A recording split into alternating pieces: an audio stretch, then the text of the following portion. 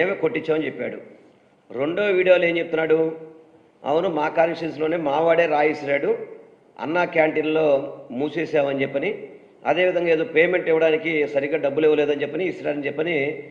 ఇంతవరకు ఆ సతీష్ అనే నిందితుడు ఆ వీడియో మాట్లాడేంత వరకు కూడా పోలీసు కానీ ఎక్కడా కూడా మాట్లాడిన పరిస్థితి లేదు. వాళ్ళకి ఆ విధంగా మరి సతీష్ ఏ విధంగా వాళ్ళకి తెలియపరిచాడు? బోండోమాకి అన్నా క్యాంటీన్లే అక్కడ మూసేసాం కాబట్టి కొట్టాడని సంగతి బోండోమా ఎలా చెప్తున్నాడు దాన్ని? అంటే సతీష్తో ముందు పరిచయం ఉండాలి, లేకపోతే అదే సతీష్ని ఇతను ఇన్ఫ్లుయెన్స్ చేసి ఉండాలి. అలా రెండు మాటలు పెట్టినాడు. మూడో మాట గొలకరాయి అన్నాడు. నాలుగో మాట కాలుకు దెబ్బ తగిలితే కన్ను కట్టుకున్నాడు వెల్లంపల్లి అని చెప్పి చెప్తున్నాడు. సిగ్గు శర ఉండాలి బోండోమాకి, సిగ్గు శర ఉండాలి. ఈరోజు మీడియాలో ఇష్టం వచ్చినట్టు ఉద్రేకంగా మాడిపోతున్నాడు. పచ్చి తాగుపోతూ తాగేసి ఇష్టం వచ్చినట్టు మాడుతున్నాడు. ఏదో సిపి గారిని మీ సంగతి చూస్తాను, తాడేపల్లి నుంచి ఫోన్ వస్తే ఇక్కడి నుంచి సెల్యూట్ చేస్తున్నారు, ఇదే అధికారులను బెదిరించేది. ఈ విధంగా బెదిరిస్తారు అధికారుల్ని. జూన్ 4 వచ్చిన తర్వాత వాళ్ళ సంగతి చూస్తా అంటున్నాడు. నేను మీ ద్వారా ఎన్నికల కమిషన్ కోరుకుంటున్నాను, ఎన్నికల కమిషను ఏదైతే ఇతను బెదిరిస్తున్నాడో సుమోటోగా అధికారులను బెదిరిస్తూ సాక్ష్యాలని తారుమారు చేయడానికి అధికారులను బెదిరిస్తున్నాడు ఈ బోండోమా అనే వ్యక్తి. దీన్ని మీరు సుమోటోగా తీసుకొని అతని మీద యాక్షన్ తీసుకోవాల్సిందిగా మీ ద్వారా ఎన్నికల కమిషనర్ని కోరుకుంటున్నాను.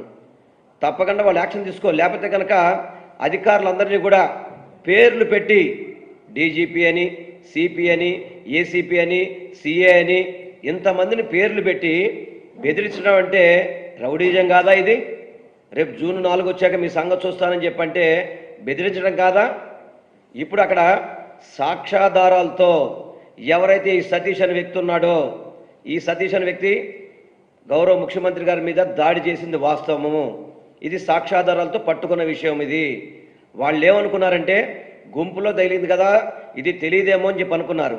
అంటే పోలీస్ డిపార్ట్మెంట్ కానీ వాళ్ళందరూ ఏమన్నా మీలాగా నిశానిగాళ్ళు అనుకున్నారంటే మీరేమన్నా? వాళ్ళందరికీ కూడా చక్కటి తెలివితేటలు ఉన్నాయి.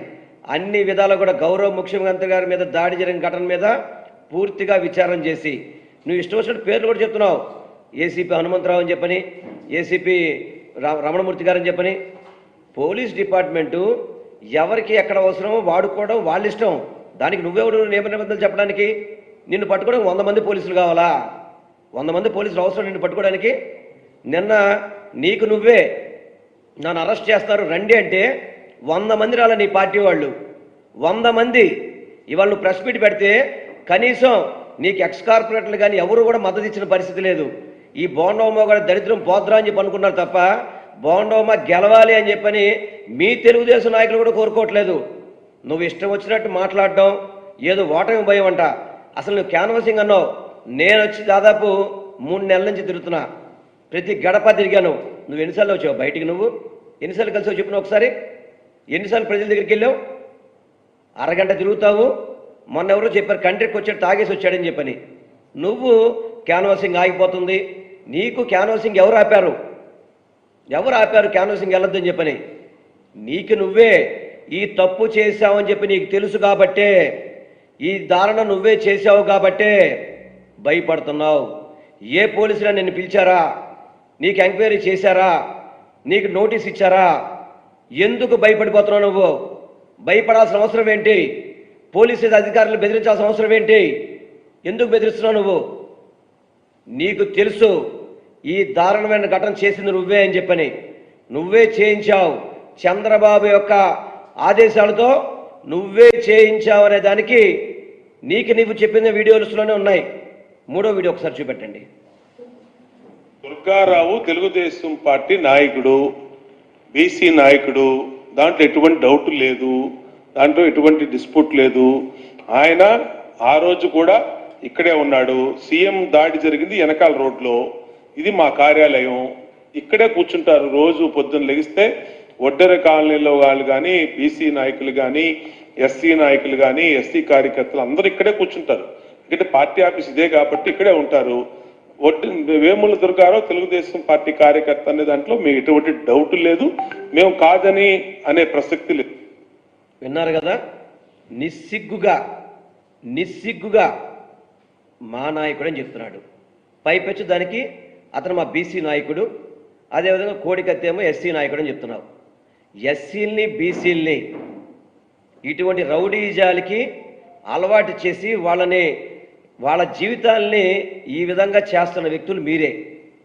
ఎస్సీల్ని బీసీల్ని ఈ విధంగా రౌడీజం చేసి రౌడీజాన్ని ఉసుకొలిపే విధంగా రౌడీలుగా మార్చడానికి మీరు ప్రయత్నం చేస్తున్నారు. మా ముఖ్యమంత్రి గారు నా బీసీ, నా ఎస్సీ, నా మైనార్టీ, నా ఎస్టీ అని చెప్పని డిప్యూటీ సీఎం పదవులు ఇచ్చి అధికారంలో భాగం కల్పిస్తున్నాడు. మా ముఖ్యమంత్రి గారు అధికారంలో భాగం కల్పిస్తున్నారు. ఈరోజు ఎమ్మెల్యే టికెట్లో కూడా బీసీ, ఎస్సీ, ఎస్టీ, మైనార్టీలకు పెద్దపీట వేశారు ఆయన. మీ చంద్రబాబు లాగా ఎస్సీలో పుట్టాలని చెప్పని ఎవరైనా అనుకుంటారా అని చెప్పని కానీ, బీసీలు తోకలు కత్తిరిస్తామని చెప్పని కానీ ఏ రోజు కూడా మా ముఖ్యమంత్రి గారు ఆ విధంగా చూడలేదు. మా ముఖ్యమంత్రి గారు ఒకటే చెప్తారు, నా బీసీ, నా ఎస్సీ, నా ఎస్టీ, నా మైనార్టీ అని చెప్పని. వాళ్ళనేమో మేము పరిపాలనలో భాగం కల్పిస్తుంటే వాళ్ళని మీరు రౌడీజంగా గోండాలుగా తయారు చేస్తున్నారు. ఇదే మీకు బీసీలు ఎస్సీల మీద ఉన్న ప్రేమ? మాట్లాడితే ఒడ్రు కాలనీ అంటావు. ఒడ్రు కాలనీలు కూడా మేము మంచి కాలనీలుగా తీర్చిదిద్దాలని మా కోరిక. వాళ్ళకి కావలసిన సౌకర్యాలను కూడా మేము చేయాలనుకుంటున్నాం. మీరు ఒడ్రు కాలనీలాగా ఉంచాలని ప్రయత్నం చేస్తారు. మేము ఒడ్రు కాలనీలు కూడా బందర్ రోడ్డు, ఏలూరు రోడ్డు ఏ విధంగా అయిందో ఆ విధంగా అభివృద్ధి చేయాలని చెప్పే తపనున్న వ్యక్తులు మేమందరం కూడా. మీరు మీ ఇష్టం వచ్చినట్టు బోండోమా కట్టు కథలు అలబాకు సానుభూతి అని చెప్పని అనుకుంటున్నామేమో. ముఖ్యమంత్రి గారి మీద హత్యా ప్రయత్నం చేసిన దానికి మా వైఎస్ఆర్సీపీ శ్రేణులంతా కూడా ఉడికిపోతున్నారు. జగన్మోహన్ రెడ్డి గారి అభిమానులంతా కూడా బాధపడుతున్నారు. నేను 3 రోజుల నుంచి డోర్ టు డోర్ క్యాంపెయిన్ చేస్తున్నాను. ఆ క్యాంపెయిన్లో కూడా చాలామంది అయ్యా ఈ తప్పు చేసిన వ్యక్తుల్ని వదలబాకండి, శిక్షించండి అని చెప్పని నీ గురించే చెప్తున్నారు తప్ప వేరే ఎవరూ చెప్పట్లేదు. నీకు సానుభూతి పెరుగుతుందేమో అని చెప్పని ఏదో నామినేషన్ వేసిన వ్యక్తిని అంటున్నావు. నువ్వు నామినేషన్ వేయడానికి నీతో మనుషులు కూడా రాలేదే. నీతో పాటు నువ్వు నామినేషన్ వేస్తారంటే నీ కుటుంబ సభ్యులు తప్ప వేరే వాళ్ళు కూడా ఒక్కళ్ళు కూడా నీతో పాటు రాలేదు. అది నీకు ఈరోజు సెంట్రల్ నియోజకవర్గంలో నీకున్న పేరు మర్యాద. నువ్వు దిగజారిపోయావు. సెంట్రల్ నియోజకవర్గంలో డిపాజిట్ కోల్పోయే పరిస్థితి ఉంది నీకు. ఒకరోజు తిరగలేవు, ఒకరోజు పని చేయలేవు. కనీసం ప్రతిపక్ష పార్టీగా కరోనా టైంలో ఎప్పుడైనా ప్రజలను చూసావా? ఎప్పుడు చూసినా ఫారంలో కూర్చోవడం, విలాసాలు చేయడం, తాగడం, తిరగడం తప్ప నీకేమైనా ఉన్నాయా? నువ్వు పెద్ద నీతిమంతుడిలాగా మేము జనాల్లో తిరగాలి, జనాల్లో ఉన్న వ్యక్తులం. అసలు జనాల్లో ఎప్పుడైనా నువ్వు కలిసావు? ఎప్పుడైనా కానీ జనాల్లో కలిసే నైజం నీకుందా? నీ ప్రవర్తన ఎలా ఉంటుందో ఎవరికి తెలీదా? నువ్వు పోలీస్ అధికారులు బెదిరిస్తున్నావు. నేను ఒక్కటే పోలీస్ కమిషనర్ కానీ అధికారులుగా కోరుకుంటున్నాను, ఇందులో సాక్ష్యాధారాలు సేకరించండి. 100కి 100 చంద్రబాబు ఆదేశాలతోనే బోండా ఉమా టీం మాత్రమే చేశారు. దీంట్లో వాళ్ళందరూ కూడా తెలుగుదేశానికి చెందిన నాయకులు మాత్రమే, తెలుగుదేశం నాయకులతోనే చేయించాడు. ఇది హత్యా ప్రయత్నం. గౌరవ ముఖ్యమంత్రి గారిని హతమార్చడానికి చేసిన ప్రయత్నం ఇది. దీన్ని తక్కువగా ఆలోచన చేయబాకండి. బోండా ఉమాకి దీంట్లో అన్ని రకాలుగా కూడా ఆధారాలు దొరుకుతాయి. ఎందుకంటే నాకు బయట అనుకున్న మాట మళ్ళీ